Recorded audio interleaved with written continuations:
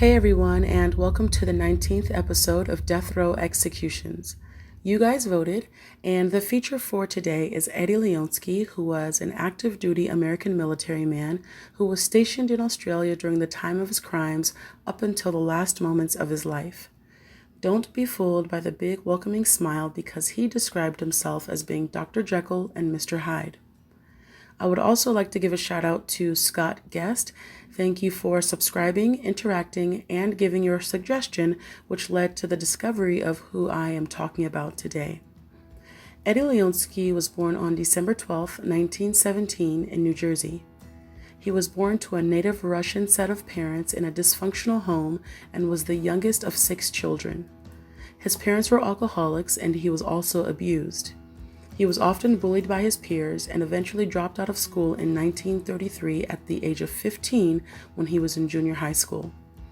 His mother suffered from mental health issues and was very unstable, controlling, and overprotective. 2 of his brothers were in prison, and another brother was admitted into a psychiatric hospital. After dropping out, Eddie began working as a delivery boy and also worked at Gristed's supermarket to help support himself. Due to World War II, many American men were drafted, and Eddie was one of them.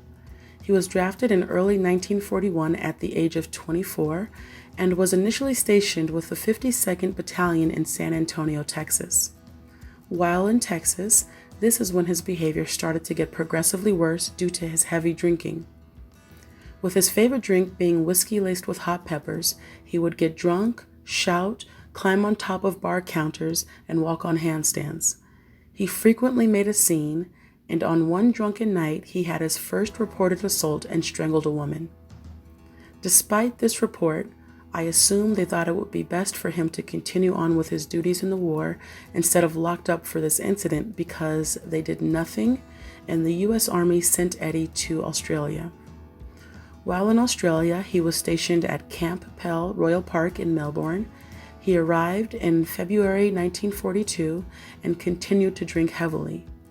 On another drunken night, he met a woman who he thought had a lovely voice and attempted to rape her. For this crime, he only had to spend 30 days in the stockade. Just a month after being released from the stockade, he committed his first murder. It was May 3, 1942, when 40-year-old Ivy Violet McLeod was found lying on the floor of a shop next to the Bleak House Motel in Melbourne. She was beaten and strangled and was found with her purse on her, so they knew robbery was not the motive. After this crime, it became local news, and newspapers dubbed it the Brown Time crime because of wartime rules of streetlight reduction. Because of this, Eddie was able to freely walk around at night and got away with not 1, but 2 more murders. Less than a week later, on May 9, 1942, Eddie went after his next victim, 31-year-old Pauline Thompson, who was found lying outside of a boarding house. Pauline was out that night partying with Eddie, and witnesses said that she was with a man that had an American accent. Eddie and Pauline had actually gone on a couple of dates prior to this final meetup, and on this particular night, Pauline sang for Eddie. Eddie was quoted saying, "Her voice was sweet and soft, and I could feel myself going mad about it." A little more than a week after the second murder, Eddie went for his last victim, 40-year-old Gladys Lillian Hosking.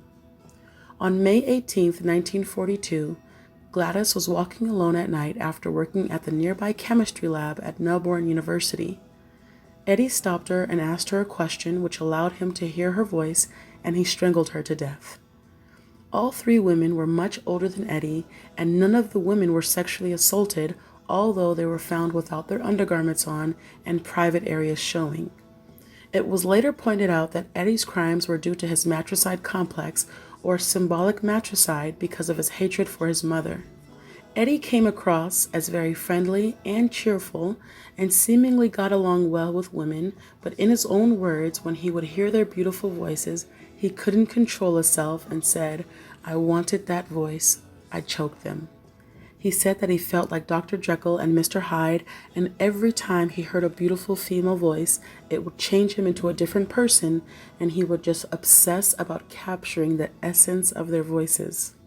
After his last victim, a witness came forward and described a man who seemed panicked and was covered in mud and blood, asking for directions. The description she gave to authorities matched the description of the man that was seen partying with Pauline and the description given by multiple other women who were attacked by Eddie and got away. Eddie was then placed in a lineup made up of all American military men stationed in the area, and all of the ladies chose Eddie Leonski. Eddie was quickly arrested and charged for the 3 crimes he committed. Being that there was a war still going on and America was an ally of Australia, the Prime Minister at the time, John Curtin, decided to consult with Britain's leaders and then concluded that Eddie Leonski could have a trial by a United States court-martial. This meant that even though the crimes were committed in Australia, he would be tried on Australian soil but by U.S. law. Initially, there was debate over his mental health because Eddie pled not guilty due to insanity, but they decided that he was sane, and on July 17, 1942, Eddie Leonski was sentenced to death by hanging. American General and Chief of Staff of the United States Army, Douglas MacArthur, signed Eddie's death warrant. Eddie was sent to Pentridge Prison, and while awaiting his death, it was reported that he was his normal self and had a positive attitude about his upcoming execution. He converted to Catholicism and memorized the Ballad of Reading Gaol by Oscar Wilde, and while Eddie was being taken to his execution location, he started to sing a song called It's a Lovely Day Tomorrow. He was hung on November 9, 1942, and although Eddie was declared sane, the Army's psychiatrist later said that he was truly a psychopath that linked these older women's voices to that of his mother's. After his death, his remains were sent to Hawaii, where he was finally buried at a military cemetery in the city of Honolulu. Question of the video. Do you think if a military man commits a heinous crime, he should be buried in a military cemetery, or do you think he should get the same type of burial regular inmates get? I mean, he didn't do anything extraordinary in the Army yet, and was just known for being a loudmouth drunk who assaulted women. This person is mixed with people who laid down their lives for the country. Let me know what you guys think in the comments below.